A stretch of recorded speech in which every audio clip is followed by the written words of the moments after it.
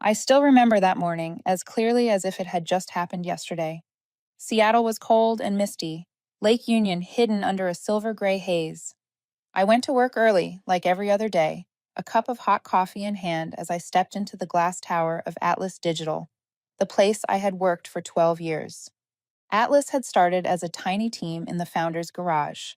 Back then, I was the infrastructure and data compliance engineer, the one who stayed up nights patching bugs, the one who signed off every system audit before the company even had a legal department.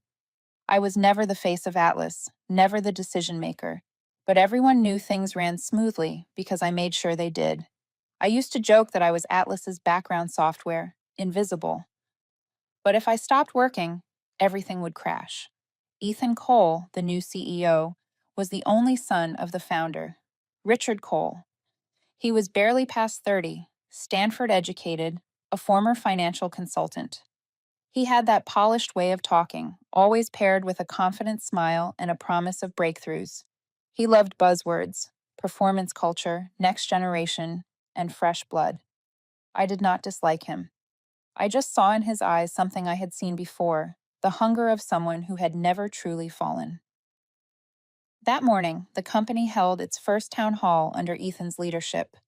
The auditorium looked more like a stage set than a meeting room, with cameras, spotlights, and a giant LED screen flashing the words, "A New Era for Atlas."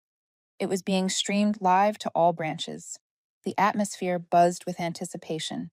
I sat in the middle row, quiet as always. Ethan walked out, sharp suit, bright smile, talking about vision, about turning Atlas into the data hub of the century. People clapped and cheered. I watched, calm and still. His speech was polished, rehearsed to perfection, but in every sentence I heard ambition, not responsibility. After nearly 20 minutes, he paused. The light hit his face. I noticed his eyes flick toward my row. Something inside me stirred, a quiet instinct that something was about to happen. To move forward, Ethan said, lowering his voice, we must be willing to let go of the past. Sometimes that means saying goodbye to those who once helped us but who no longer fit the future of Atlas. The room went silent. I could hear the faint hum of the microphone. Ethan took a breath, then said clearly, Ava Clark, today is your last day at Atlas Digital. No one moved. A few gasped. Somewhere a spoon clattered to the floor. I looked at Ethan, that confident smile still on his lips, as if this was the moment he had been waiting for, his proof of control. Thank you for your contributions, he said. But Atlas needs new energy, new ways of thinking. I stood up, no anger, no shame, no fear, just a strange, quiet relief, like a weight lifting off my shoulders. I unclipped my employee badge, held it for a moment. That badge had followed me through hundreds of security audits, through endless nights fixing emergency failures. I placed it gently on the table in front of me. Then I reached into my bag and took out a small silver USB drive, one I always carried. To anyone else, it was just a storage device. To me, it was the heart of Atlas. Inside it were the root authentication keys, the security protocols, and the operational framework I had built over 12 years. I walked slowly toward the stage where Ethan stood under the lights. I placed the USB on the podium and said clearly, my voice carrying through the microphone, Good luck, Ethan. You are going to need it. No one moved. The air thickened. I glanced around the room. Familiar faces, colleagues who had worked beside me for years, now silent, eyes lowered. I did not blame them.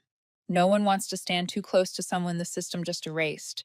Ethan smiled, a touch nervous now, and nodded like he had completed a formal duty. Let us all thank Ava, he said, his voice straining for calm. But even the microphone could not hide the slight tremor. I turned and walked down the aisle. My heels echoed against the floor. The LED screen above glowed bright, its slogan looping endlessly, a new era for Atlas. The words felt like a cruel joke. Just before I reached the door, someone whispered, just loud enough for me to hear, he just fired the person who kept the company alive. I did not look back. I pushed the door open and stepped into the hallway. The white fluorescent lights made everything look sterile and cold. I passed the tech wing, the sign on the wall. Still reading, Innovation Starts Here, a sign I had hung myself on opening day. In the lobby, I stopped for a moment, gazing at the building through the glass. The office floors glowed bright. On the big screen behind reception, Ethan was still on stage, arms spread, talking about the future. I watched for a second, then smiled, the kind of smile that belongs to someone who already knows what is coming. I stepped outside. Seattle rain brushed my face, cold but gentle. The streets shimmered, reflecting headlights like streams of flowing data. I stood under the awning for a moment, breathing deeply. There was no anger in me, only a strange calm, the kind that comes when a long chapter finally ends. I knew I had just lost my job, but I also knew Ethan had just shut down the only system keeping Atlas alive. I did not need to do anything. The system would speak for itself. I walked on, merging into the flow of people beneath the rain. Behind me, the lights of Atlas still burned bright, and somewhere inside, a man smiled confidently, unaware that he had just flipped the switch on himself. I left the Atlas building in the thin, cold rain of Seattle. Each step echoed heavily against the wet pavement. I did not cry. I did not feel anger, only emptiness. 12 years of work, 12 years of keeping a system alive, dissolved into nothing. Yet strangely, I felt lighter. Maybe because, at last, I no longer had to hold together something others were so eager to destroy. My apartment was small, neat, on the 7th floor of an old building overlooking Lake Union. When I opened the door, the smell of old wood and cold coffee greeted me like an old friend. I hung up my coat, turned on the light, and sat at my desk. On my laptop screen, the Atlas digital logo still sat in the corner, so familiar it almost felt like part of me. I logged into my work account to check a few personal files. The moment I opened it, the inbox flashed dozens of automated messages. Authorization failure. Root token mismatch. I stared for a few seconds, then smiled faintly. They were trying to erase me from the system, not realizing I was the one who wrote the code that made that impossible. Ethan might have spoken loudly on stage, but the world of Atlas did not run on slogans. It ran on rules, authentication, and integrity, three things I doubted he fully understood. I took a sip of tea. The city lights shimmered through the window, reflecting on the desk. I remembered the day I signed my contract with the founder, Richard Cole, Ethan's father. He shook my hand and said, "I need someone who understands the system and is honest enough to protect it, even when I am gone." From that day, my name was listed as custodian of record, the sole root overseer of the system, and the legal representative to federal regulators. That meant that even though Ethan was CEO, without formal transfer procedures, I was still the only legally recognized custodian. And in his excitement, he had completely forgotten that. My phone buzzed. A message from Tina, head of human resources. "You okay, Ava?" "I can't believe he did that in the middle of the meeting," I replied. "I'm fine. Everything happens for a reason." She texted back right away. "Ethan said your old legacy. He thinks he's Steve Jobs." I typed. "The difference is, Jobs understood his company." I set the phone down and opened my laptop again. A new alert appeared. System access reauthentication required. I did not touch it. They were trying to reboot the system to change admin privileges, but they failed. The system required my original biometric signature. I had written that code myself, precisely for a moment like this, to make sure no one could bypass the law. I did not need to sabotage anything. I only needed to stop fixing it. And once I stopped, Atlas would tell the rest of the story. Outside, the rain had eased. I opened the window.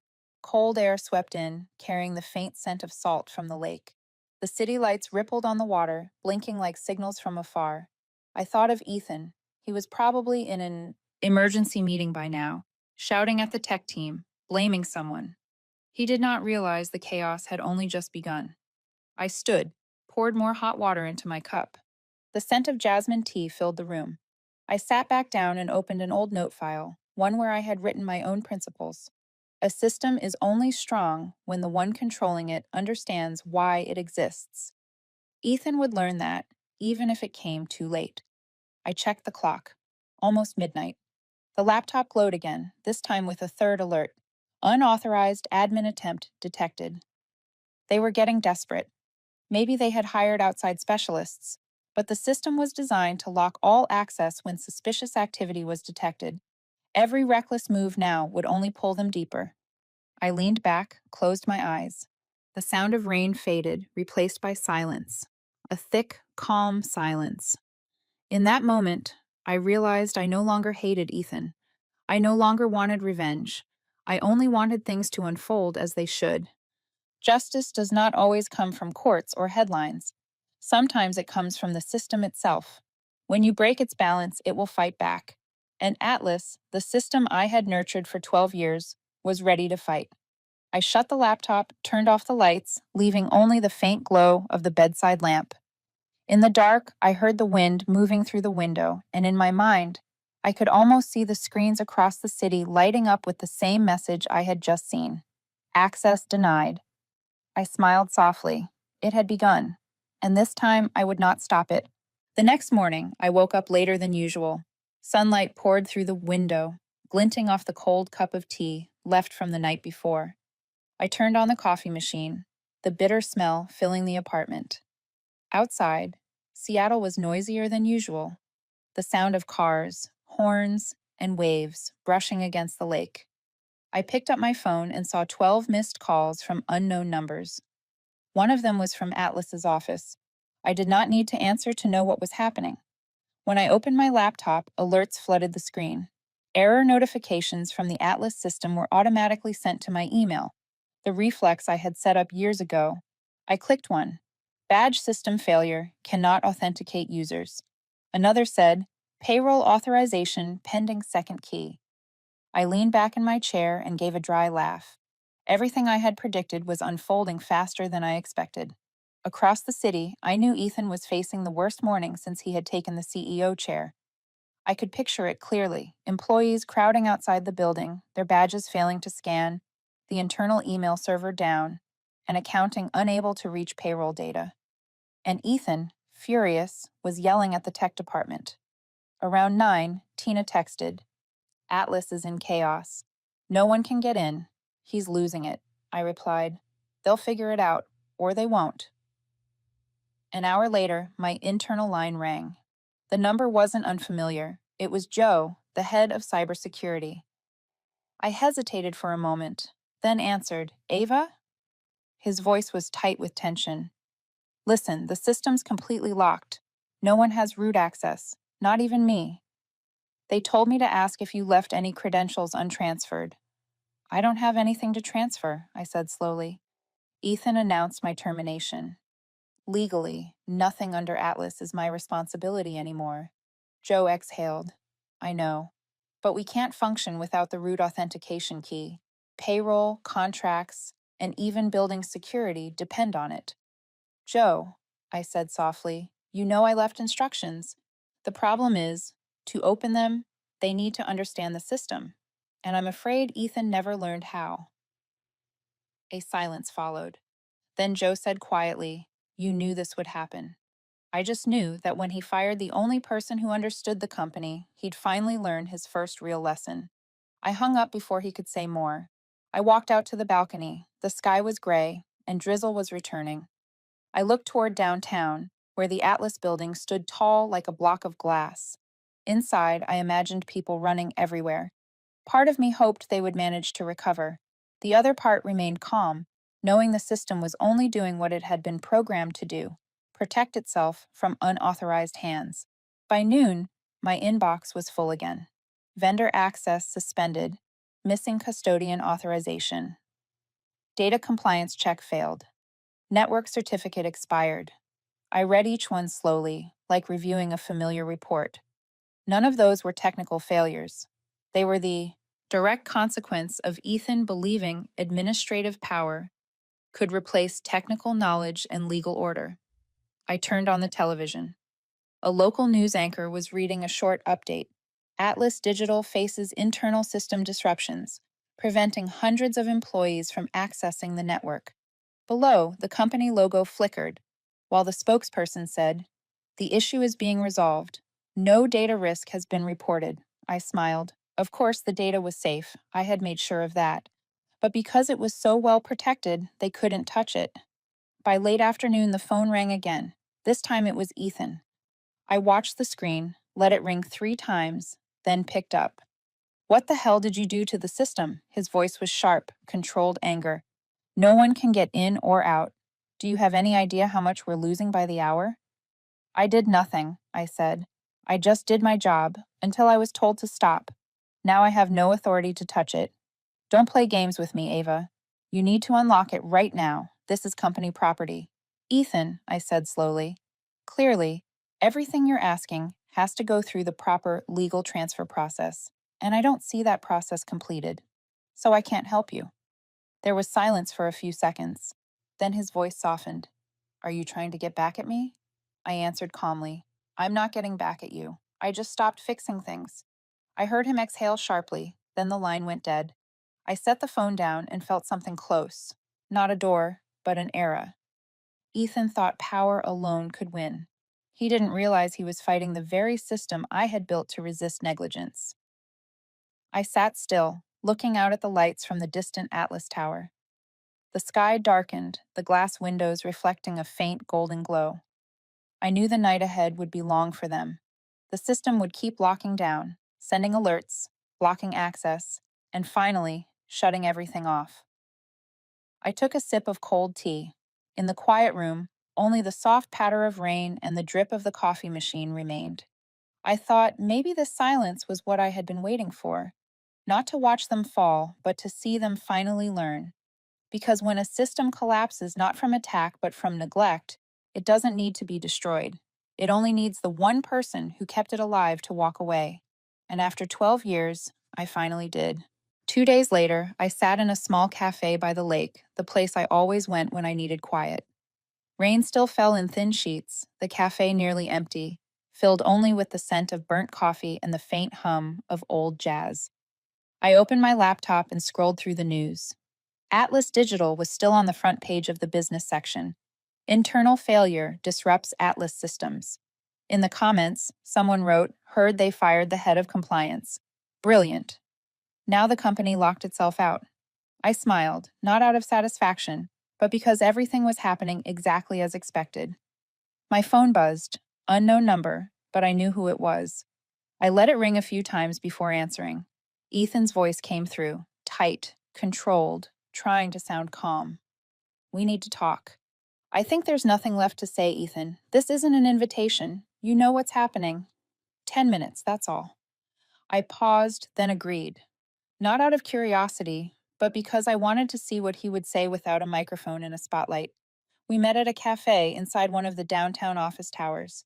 Ethan arrived first, still in his expensive suit, but his eyes were ringed, his hair messy, tie half undone. When I reached the table, he stood up, forcing a polite smile. Ava, thank you for coming. I know this hasn't been easy, and maybe I moved too fast. I don't need an apology, I cut in. What do you need? He glanced around, then lowered his voice. The system isn't responding. Our partners are asking for confirmation from the original custodian. That's you. We just need you to sign a transfer form. Purely procedural. You sign, and everything goes back to normal. I looked at him. Outside the window, rain struck the pavement in a steady rhythm, lights splintering across puddles. I spoke slowly. You remember I once taught you how the system works, right? You also know that access isn't just a name or a number, it's trust. When you fired the person holding that trust without a proper transition, the system treated it as an intrusion. Ethan frowned, impatient. Ava, I didn't come here for a lecture. We can settle this. I'll compensate you. 3 times your current salary. I'll rehire you as a consultant. You just sign the authorization. That's it. I leaned back. You think I care about money? I spent my life building a system you've been using the wrong way. You don't understand it, or the people who kept it running. Are you threatening me? I'm not threatening. I'm reminding you of the principle your father built this company on. Ethan gave a short, bitter laugh. Principles? Principles don't keep a company alive. Action does. And if you refuse to sign, I can sue you for obstruction. I met his gaze. You can try.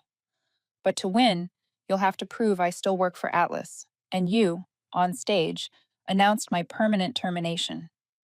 That means I no longer have the authority to obstruct anything. The system is simply doing its job. His face tightened. He turned away, gripping his coffee cup hard. I could feel the anger in his shallow breaths. When he finally spoke, his voice was low, almost trembling. You know, Ava, you're not the hero here. You're just someone who couldn't let go, a piece of the past that refuses to disappear. I smiled faintly. Maybe. But that piece of the past is the only thing keeping your present from collapsing. When you cut it out, don't be surprised when everything falls apart. He stood abruptly, said nothing more, and tossed an envelope onto the table. Inside was a transfer agreement and a blank check. I didn't open it. I placed it back on the table, the same way I had placed that silver USB days ago. I'm not selling my conscience, I said. You'll have to find someone else. Ethan stopped at the door, looking back one last time. If this company falls, you gain nothing. I don't need to win, I replied. I just need things to be fair. The door closed behind him. Through the glass, I watched his figure shrink under the rain, disappearing into the traffic. I sat there for a while longer, fingers brushing the rim of my cold coffee cup. Inside, there was no anger left, only a quiet sadness. I knew I had just watched Ethan lose his last chance. When I got home, I opened my laptop.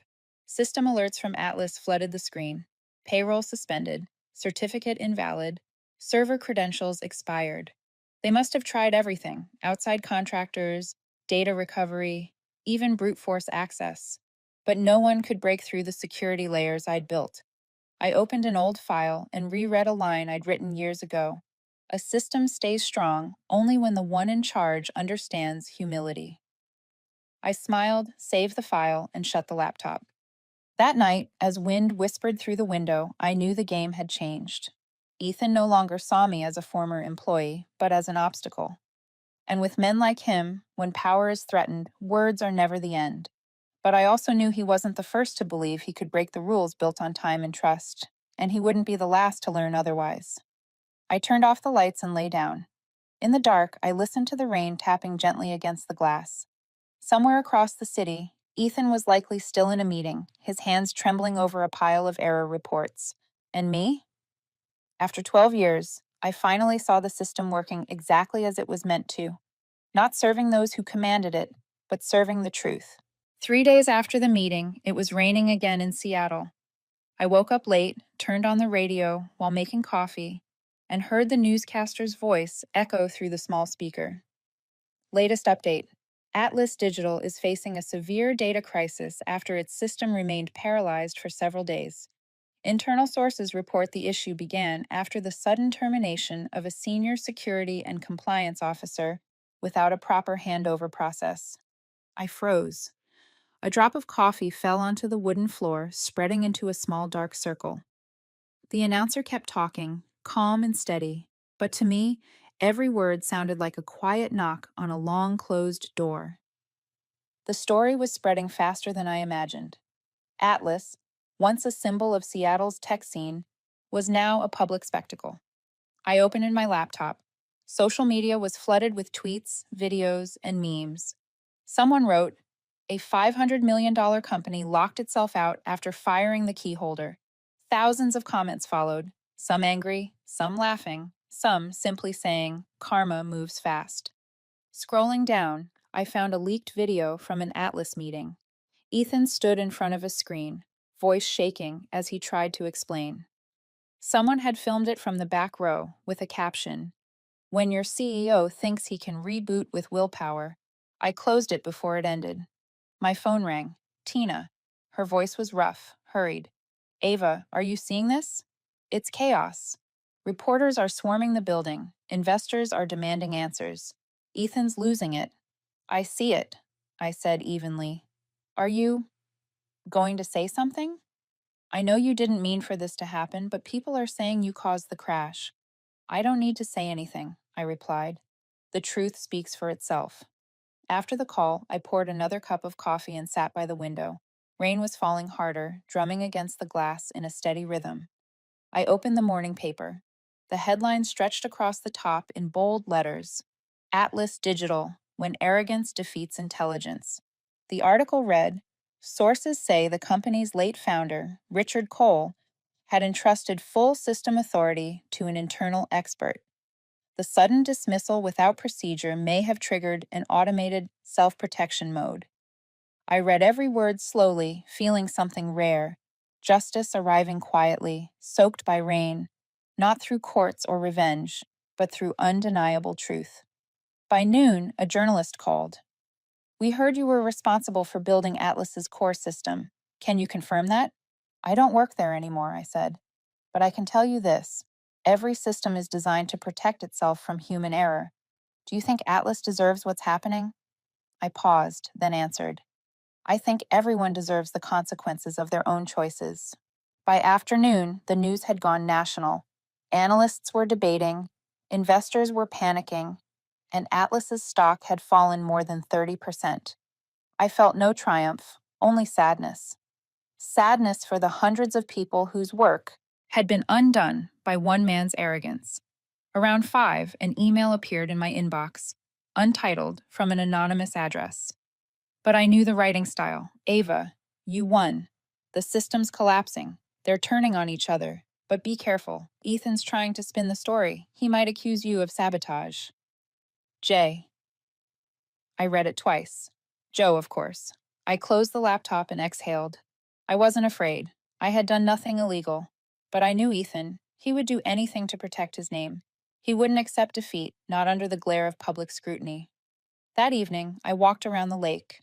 The wind was sharp, carrying the metallic scent of rain. On the stone path, I heard fragments of conversation. "Did you hear about Atlas? Feels like a Hollywood movie." "Yeah, the CEO crashed his own company.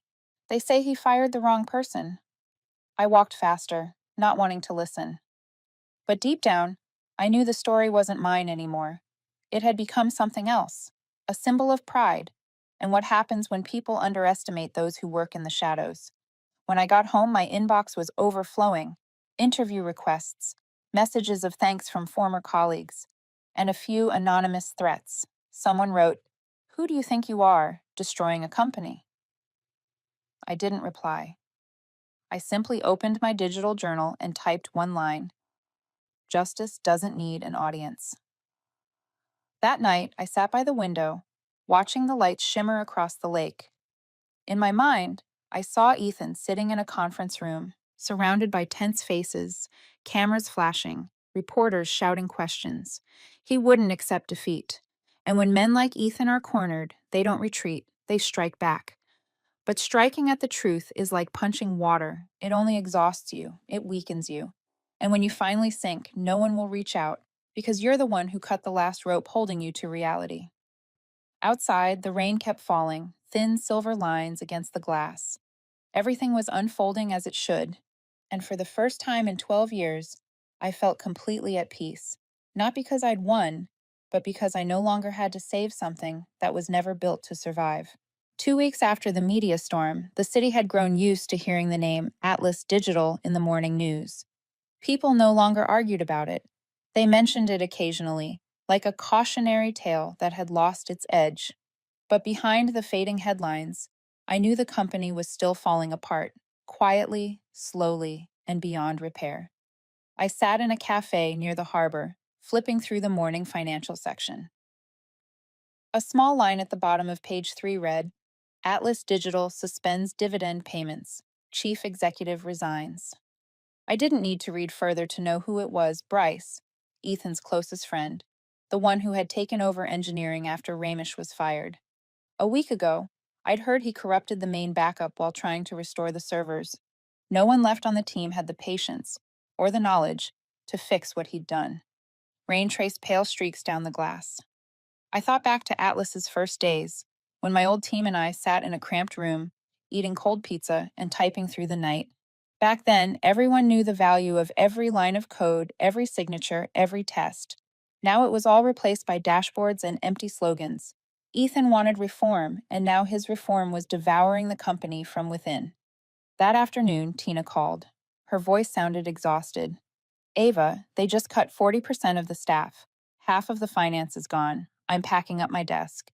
"I'm sorry, Tina." "It's not your fault," she sighed. "I just can't believe Ethan could make it this bad."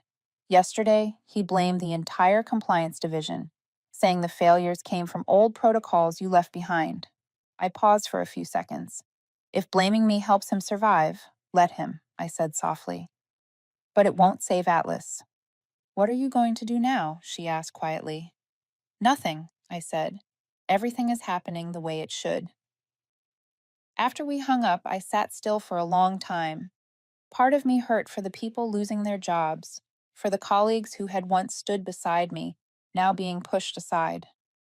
But I knew if I returned to fix it again, the system would never learn how to stand on its own.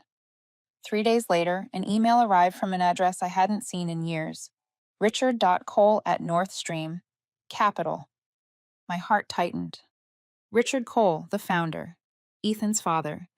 He left Atlas 2 years earlier and moved to Oregon. I opened the message. The first line was brief. Ava, I need to see you. Not to place blame, but to understand what really happened. We met at a small cafe by the Columbia River. He looked the same, tall, thin, silver-haired, sharp-eyed, but weary. When he saw me, he stood and offered his hand. You look just like you did the day I left, he said, then sighed. I've read everything. I know Ethan made mistakes, but I never thought it would go this far. You gave him power, I said quietly, but not the knowledge to keep it. He tried to run a system he didn't understand. He nodded, his gaze distant. I know you still hold legal level access, even if you haven't used it. I haven't touched a thing, I said. The system is reacting on its own. It's doing exactly what you asked me to program from the beginning, to protect the company from reckless behavior. Richard sat silently for a long time. Then he said, Ethan doesn't listen to anyone anymore. He's trying to negotiate with Elworth Tech, but they've walked away. The board is considering special supervision. I didn't come to ask you to fix it. I came to ask if it can be fixed. I looked at him, saw in his eyes not greed or anger, but regret. Not for the lost company, but for losing something deeper, trust. No one can save Atlas, I said. Not because the system is broken, but because it no longer has a soul. We sat there listening to the soft slap of water against the shore. Then Richard said quietly, If there's anything you need, I'll help.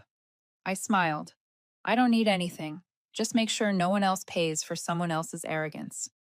By the time I left the cafe, night had fallen. The last trace of sunset burned red over the river. My chest felt lighter. I had just spoken with the only person left who still understood how to listen. That evening, the news broke. Atlas Board calls emergency meeting. CEO Ethan Cole suspended from duty. Around the same time, an internal email leak showed Ethan blaming everyone, from the legal department to the engineers, to the outdated system left behind by a former employee. But no one believed him anymore. Under the post, hundreds of former staff left public comments sharing stories of the nights we worked together, of the times I protected the company before anyone knew its name. The narrative shifted. No one saw me as the saboteur anymore. They finally understood. I sat by the window, watching the faint reflections of city lights ripple across the lake, and thought, it's all closing now. Ethan might fight a little longer, but once a system loses its structure, willpower alone can't hold it together. Atlas didn't fall because of me. It fell because people forgot that ethics and engineering are two halves of the same foundation. That night, I typed one short line into my journal. When what you build collapses, sometimes it's not destruction, it's purification. I shut the laptop and looked out at the distance, where the Atlas building shimmered faintly through the fog. It no longer glowed like it used to. The lights flickered weakly, like the last breath of a proud giant. I closed my eyes, listening to the rain return. Everything was ending, but this time I felt no regret. A month after Ethan's suspension, the name Atlas Digital had all but vanished from the front pages. Public attention had moved on, the way it always does after a scandal burns out. But behind the mirrored glass towers downtown, quiet negotiations were still unfolding.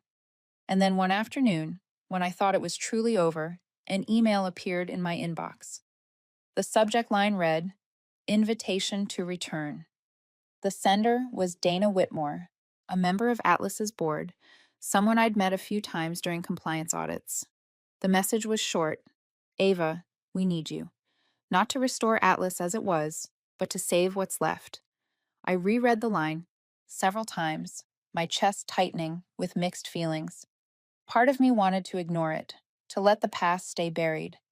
But another part, the one that had lived with Atlas for 12 years, couldn't pretend not to care. I didn't want to return to fix Ethan's mistakes. I wanted to help the people still trapped inside them, the ones who never got to choose. 2 days later, I agreed to meet Dana. The meeting took place in a rented conference room on the 13th floor of another building. Atlas's headquarters was still under system lockdown. Dana was as I remembered, sharp eyes, calm voice, and a steadiness that came from surviving chaos. "We've completed the audit," she said. "Ethan didn't just break protocol, he violated multiple legal clauses. Every partner has pulled out. We can't recover any data without your authorization. You're still the only legal name attached to Atlas's root structure." I studied her. "What do you want me to do?" "Help us restart the infrastructure," she replied. "But not for Ethan. The board plans to rebuild from the ground up. You won't answer to anyone. You'll lead the recovery task force with full technical and legal authority." I stayed quiet. Her words brushed against an old wound, not painful, but deep. "I've already left," I said softly. "I'm not sure I still trust myself enough to come back." Dana tilted her head. "You're not coming back to trust, Ava. You're coming back to finish." Something in that sentence stopped me. Maybe she was right. The story had never truly ended. I'd just walked away while it was still burning. I looked out the window at the amber light spilling over the city. "If I agree," I said, "I have conditions. Go on. Ethan has no right to interfere. None. And if I return, Atlas cannot be rebuilt on the same foundation. I'll rewrite everything, from operations to values. It won't be a place of power, it'll be a place of responsibility." Dana nodded. "I think that's what Richard Cole wanted to, if he were still here." I looked at her for a moment, then smiled faintly. "I'll do it. But not for Atlas. For the people who once believed in me." 3 weeks later, I walked back into the Atlas building. The rain hadn't changed. It never did in Seattle. The glass doors reflected my face, but something in that reflection was different. I was no longer the quiet engineer who'd been dismissed on a stage. I was someone returning to end a broken cycle. Inside, the lobby was nearly empty. A few new employees greeted me, their eyes full of curiosity and respect. I walked down the corridor and stopped before the old executive hall, the same room where Ethan had once fired me in front of everyone. The stage, the giant screen, the yellow lights, everything was the same.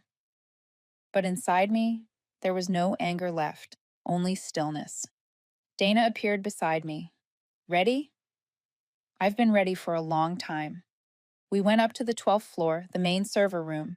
The entire network remained sealed. I placed my hand on the console, inserted the silver USB Ethan once dismissed as obsolete. The screen lit up. "Root authorization detected. Welcome back, A. Clark."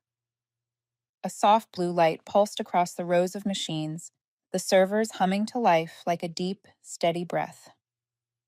Dana whispered, "We're alive again." I shook my head. "No, we're beginning again." The work took weeks. I spent days and nights rebuilding, restoring access protocols, revalidating files, signing new legal documents, and training a new team to run the system properly. But this time, I wasn't fixing damage. I was rewriting the relationship between people and their creation. I designed a new layer, the integrity layer. Every critical action in the system now requires two components: data and ethics. It was an algorithm that verified not just the process, but the intent.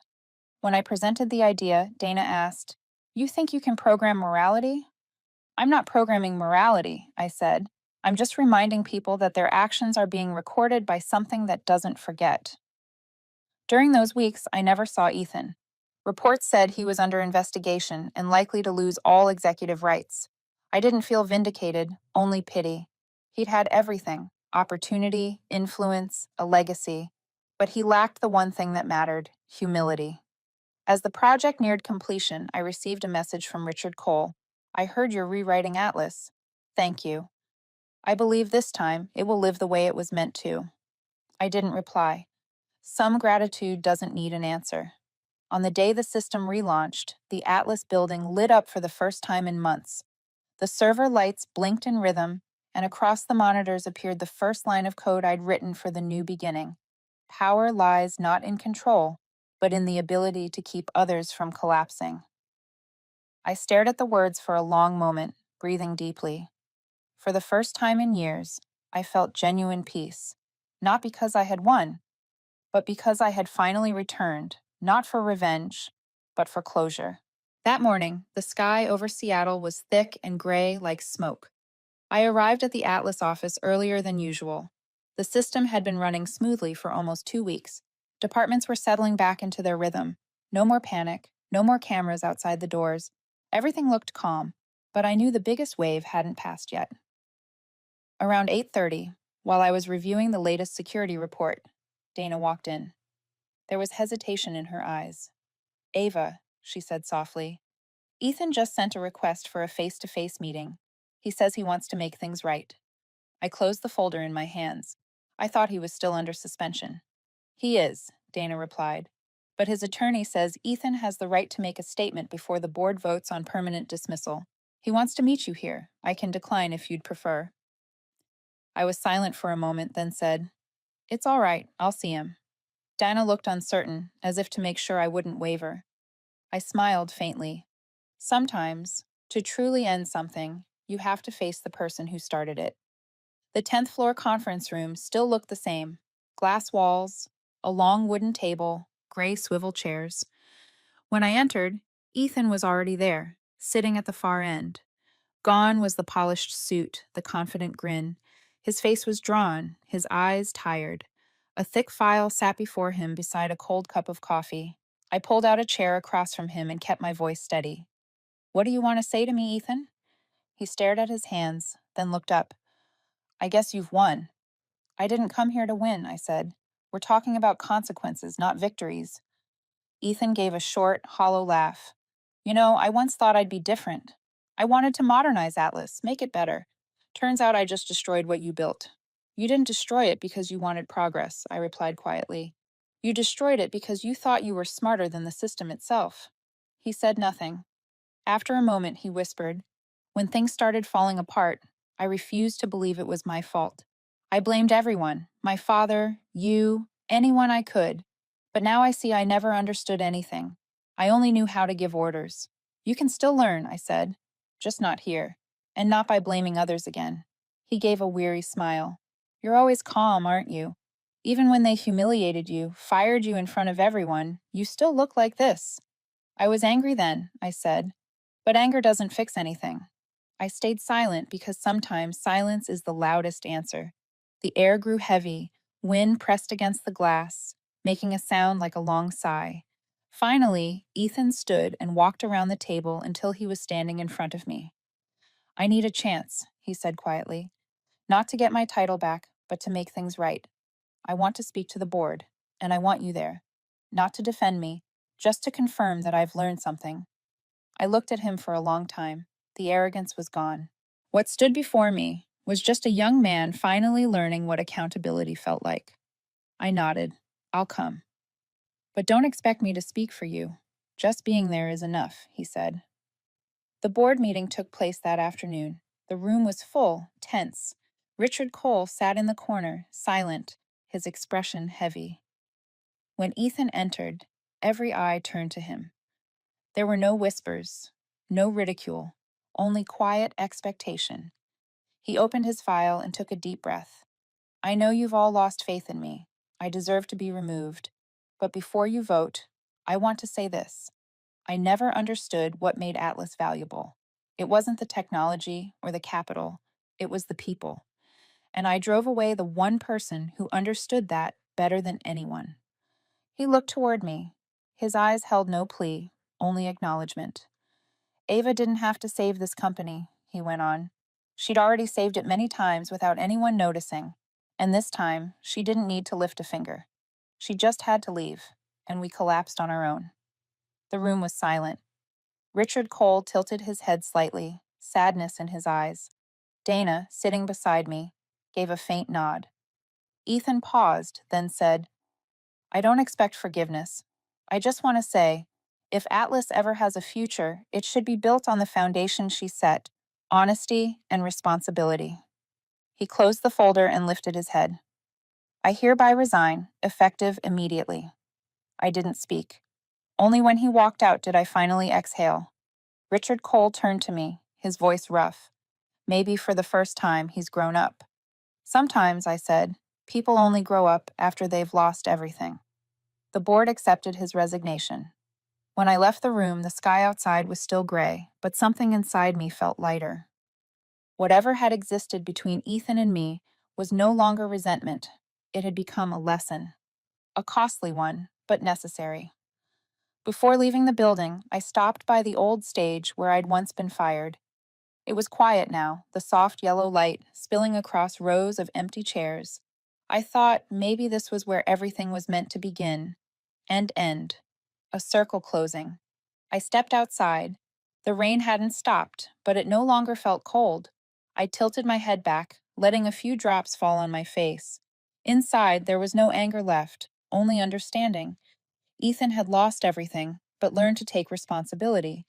I had lost years, but kept myself intact. And maybe that was the real victory, after all. 6 months after that final meeting, Seattle slipped into a rare spring full of sunlight. I moved out of my old apartment by Lake Union and into a smaller place in Queen Anne, surrounded by green trees and early opening cafes. From my balcony, I could still see the Atlas Tower in the distance, tall, silent, reborn. But this time, it didn't weigh on me. There was peace, as if time had finally softened everything that once hurt. Atlas had changed. Dana had been appointed interim CEO, and she asked me to stay on as an independent advisor to the restructuring team. I agreed, but only for 6 months, just long enough to complete the handover and make sure the new integrity layer was stable. I didn't work there every day anymore. I only came when needed, like a quiet observer watching from the outside. One morning, Dana called me to the 12th floor, the heart of the old system. She stood by the glass wall, sunlight catching her face, a mix of resolve and relief. "You should see this," Dana said, pointing to the monitor. On the screen was a single message: Atlas Digital, compliance certification, approved. I stared at the line for a moment. After all the chaos, the company had finally regained its federal compliance certification, the one that had been suspended for 8 months. "So it's done," I murmured. Dana smiled. "No, Ava, this is just the beginning. But we wouldn't have made it here without you." I shook my head slightly. All I did was let the system speak for itself. You're the ones who finally listened. Dana went quiet, then smiled again. We didn't just listen, we learned to respect it. I left the office after the short meeting. As I passed through the lobby, I saw new faces, young, bright, full of energy. They didn't know who I was, just greeted me politely like any visitor. I didn't feel sad. In truth, I liked it that way. Atlas was being rewritten, and I was no longer at its center. On my way home, I stopped at a small cafe by the lake, the same one I had sat in the day after I was fired. Same wooden table by the window, same rich smell of coffee, same soft jazz humming in the background. I ordered a latte, opened my notebook, and wrote a few lines. Some things have to collapse for us to see the strength of their foundation. Some people have to leave so others can learn how to stand. I paused, looked out at the still water. Sunlight rippled across the lake, golden and soft. Then the door opened and someone walked in. Ethan. He looked different, simpler, calmer. No designer suit, no arrogance. Just a quiet man carrying the weight of lessons learned. He ordered a coffee, and when he saw me, he stopped. After a brief hesitation, he walked over. "May I sit?" "Of course," I said, nodding. We sat in silence for a few moments, the sound of a spoon clinking against porcelain between us. Then Ethan spoke. "I'm working for a small startup now. It's nothing big, but I'm learning. I've realized the hardest part of leadership isn't leading others, it's learning to lead yourself." I smiled. "You're learning the same lesson I did, just 10 years later." Ethan nodded. "I just wanted to say thank you. Thank you for not destroying me when you could have." "I never wanted to destroy you," I said. "I just wanted you to see what power makes people forget." He smiled, a quiet, genuine smile. "Maybe sometimes people have to lose everything to learn how to start over, and sometimes," I said, They have to start over without being afraid of losing anything at all. He fell silent, staring out at the lake. A moment later, he stood and offered his hand. I shook it, light as air. When he left, I watched him walk into the sunlight, his figure small against the busy streets, and I knew our story had truly ended. No bitterness, no debts, just two people who had stood on opposite sides and finally moved past it. That afternoon, I went home and turned on my laptop one last time to check the Atlas system. On the screen appeared a new startup message: Atlas Integrity System V2.0, designed by A. Clark. I looked at it, smiled, and typed the final command: log out. The screen went dark, reflecting my face. No longer an engineer, no longer a gatekeeper, just a woman who had walked through a storm and learned that sometimes the greatest power lies in knowing when to let go. I stepped out onto the balcony. Dusk settled over the city, sunlight glinting off the water one last time. I closed my eyes, breathing in the soft wind.